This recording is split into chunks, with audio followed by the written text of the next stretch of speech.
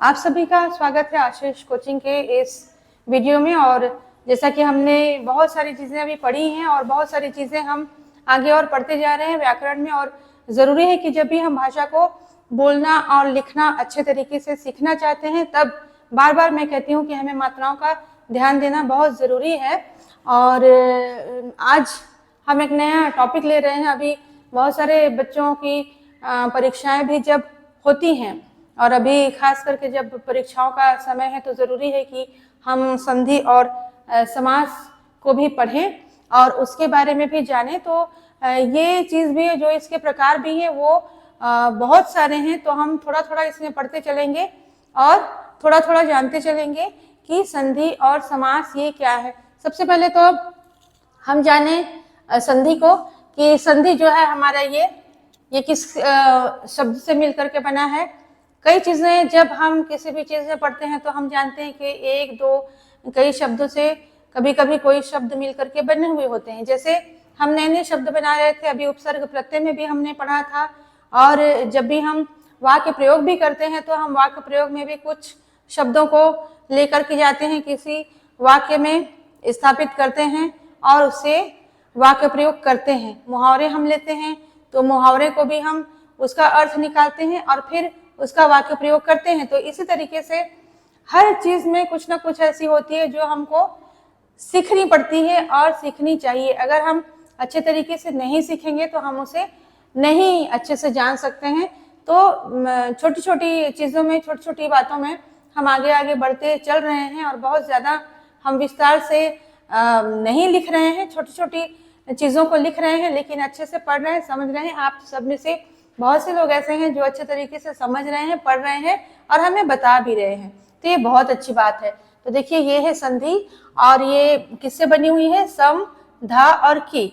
और ये जो शब्द जब तीनों मिलकर के बनते हैं तो आपका ये क्या बनता है? संधि, है ना। तो इस शब्द को जो मैंने विच्छेद किया है संधि को, वो किया है सम, धा और की, इनसे मिलकर के ये बना हुआ है।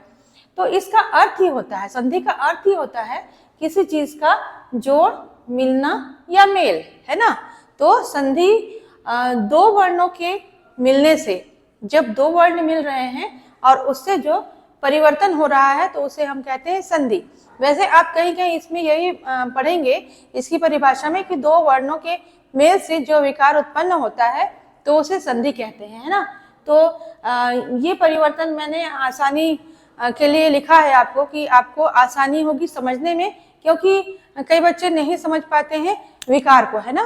तो हम इस चीज को समझे कि विकार क्या है। तो जब हम दो वर्णों को मिला रहे हैं और उसमें हम जो परिवर्तन देख रहे हैं, जो बदलाव देख रहे हैं, तो वही हमारा संधि है ना।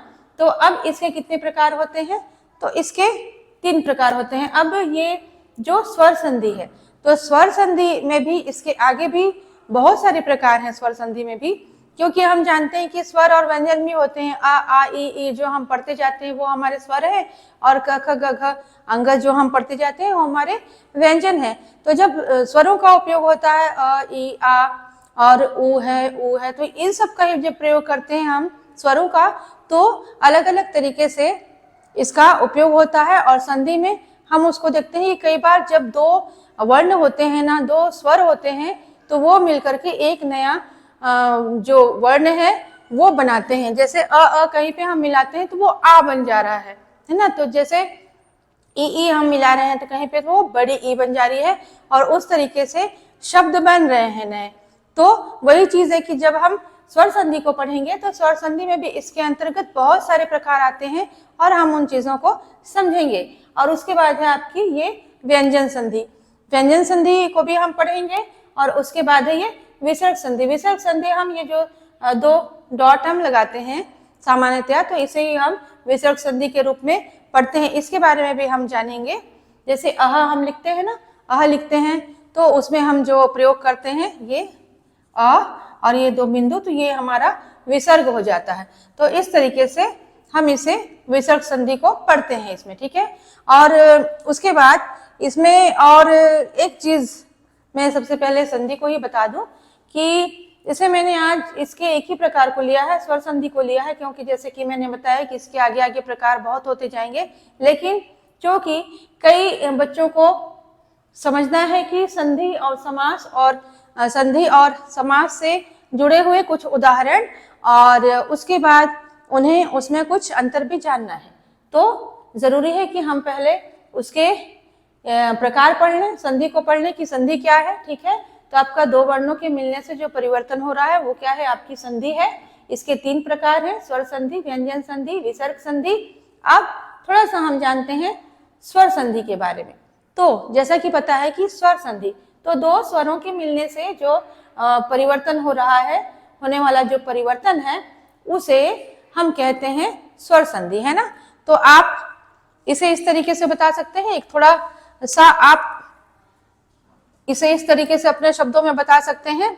बहुत ज्यादा कई बार हमें लिखने के लिए नहीं आता है, छोटा सा 2 या 3 नंबर का हमारे लिए जब प्रश्न आ जाता है तो हमें इतना लिखना पर्याप्त है। अब दो स्वरों के मिलने से होने वाला परिवर्तन स्वर संधि है। तो क्या क्या हो रहा है, इसके हम उदाहरण क्या दे सकते हैं, विद्या, धन, आलय। तो ये क्या हो गया, विद्यालय।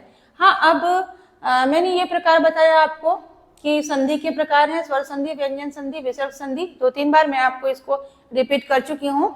और इसके बाद स्वर संधि के भी इसमें प्रकार है, जैसा कि मैंने बताया कि जब परिवर्तन होता जाता है स्वरों में तो उस प्रकार से प्रकार भी हम पढ़ते जाते हैं और जानते जाते हैं। तो अब स्वर संधि के प्रकार क्या है, ये है आपका दीर्घ है, फिर गुण है, फिर वृद्धि है, फिर यण है, फिर अयादि है ना।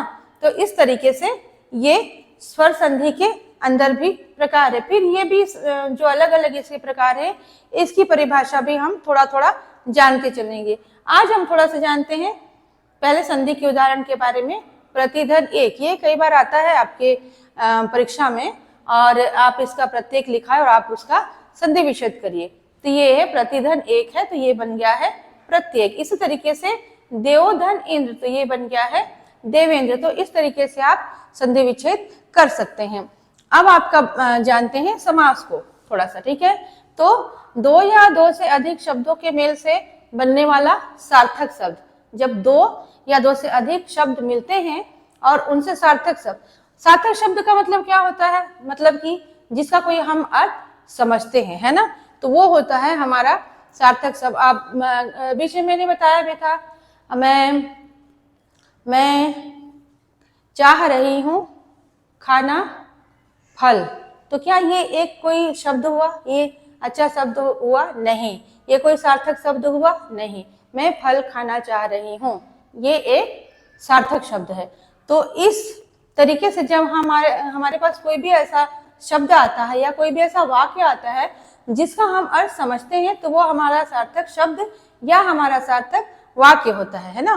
तो अब ये जो समास जो बना हुआ है, जैसे मैंने आपको यहाँ पे संधि का बताया है कि संधि कैसे बनी है, संधि जो शब्द है तो उसमें क्या क्या मिला हुआ है, उसी तरीके से जो समास है वो सम का मतलब होता है संक्षिप्त, है ना।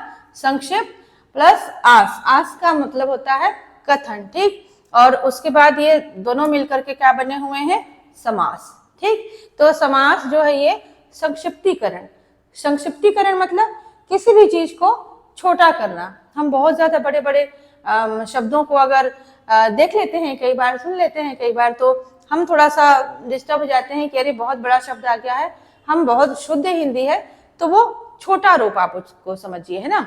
संक्षिप्तीकरण मीन्स उसका छोटा रूप। तो संक्षिप्त प्लस ये आपका हो गया संक्षिप्त कथन, तो ये हो गया संक्षिप्तीकरण, मतलब उसको छोटा करना। अब इसके कितने प्रकार हैं, इसके 6 प्रकार हैं, ठीक है। 6 प्रकार में क्या है, आपका अवयवी भाव आ गया, आपका तत्पुरुष, बहुव्रीहि, द्वंद्व, कर्मधारय, द्विगु, है ना। तो जरूरी नहीं है कि आप इसको ये इस अवयवी भाव के आगे द्विगु ही आएगा, द्वंद्व ही आएगा या तत्पुरुष ही आएगा, कर्मधारय ही आएगा, इस तरीके से नहीं कि आपको उसको स्टेप बाय स्टेप ऐसा लिखना है तभी आपका सही होगा, ऐसा नहीं है। कई बार आप उसके प्रकार लिखे हैं, तो आपने लिखे 6 प्रकार, आपने इसका छोटा सा लिखा, अपने शब्दों में लिखा, परिभाषा थोड़ी सी डाल दी उसके अपने शब्दों में कि हम जब 2 या 2 से अधिक शब्दों के मेल से जो सार्थक शब्द बना रहे हैं तो वो हमारा बन गया है समास। हम उसके कहते हैं समास, है ना, 2 या 2 से अधिक शब्दों के मेल से बनने वाला सार्थक शब्द, वो है समास।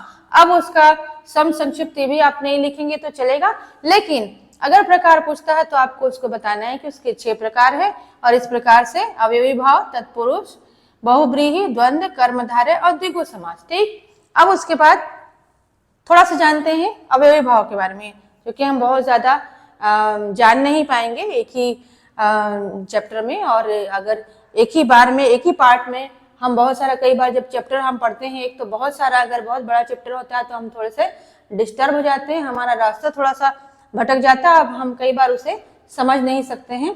तो इस पार्ट में हम थोड़ा सा समझते हैं कि अवयवी भाव समास क्या है। तो इसमें जो वैसे तो थोड़ी सी बड़ी इसकी परिभाषा है, पर मैंने थोड़ा सा छोटा करने की कोशिश की है इसमें, कि जो प्रथम शब्द इसमें अवयव होना चाहिए, और द्वितीय जो शब्द है मतलब कि दूसरा शब्द वो संज्ञा होना चाहिए, तब आपका वो अवयवी भाव समास है। तो आप इसे लिख सकते हैं कि जो पहला आपका शब्द हो वो अवयव हो, और दूसरा जो शब्द हो वो संज्ञा हो। अब इसका उदाहरण क्या हम देखते हैं, आजीवन, है ना, आजीवन मीन्स जीवन भर, है ना, इसका अर्थ होता है जीवन भर। और उसके बाद यथा सामर्थ्य, ये मैंने 2 उदाहरण लिए हैं, मतलब सामर्थ्य के अनुसार। तो इस तरीके के आपसे मैंने ये दोनों शेयर किया है, संधि और समास, और आपको इसी के माध्यम से मैंने ये भी बता दिया कि इसकी परिभाषा में आप क्या लिख सकते हैं, इसके अंतर में आप क्या लिख सकते हैं, है ना, और इसी तरीके से आप उदाहरण भी लिखते चलेंगे। तो आपका पूरा ये अगर आप इस तरीके से तैयार करते हैं अपना छोटा सा नोट्स, तो आपका पूरे परीक्षा के लिए आप एक नोट तैयार कर सकते हैं, एक आपकी छोटी सी तैयारी हो जाती है, और आप इसे जब भी देखेंगे तो आपको तुरंत से याद आता जाएगा। ठीक है, तो आज आपने कितना सीखा, कितना जाना, और जिस तरीके से आप बड़े अच्छे अच्छे कमेंट कर रहे हैं और हमें बताते भी जा रहे हैं आपको कैसे लग रहे हैं, हमारे जो भी टीचर्स हैं और भी बताते चलते हैं आपको कई सब्जेक्ट्स के बारे में, तो आप सुन रहे हैं और आप समझ रहे हैं और आप देख रहे हैं, तो इस सब के लिए आपका बहुत बहुत धन्यवाद। और आगे भी आपको अच्छा लगा है ये वीडियो तो आप लाइक करिए, शेयर करिए, और हमें हौसला देते रहिए कि हम आगे बढ़ते रहें। आज के लिए बस इतना ही, धन्यवाद।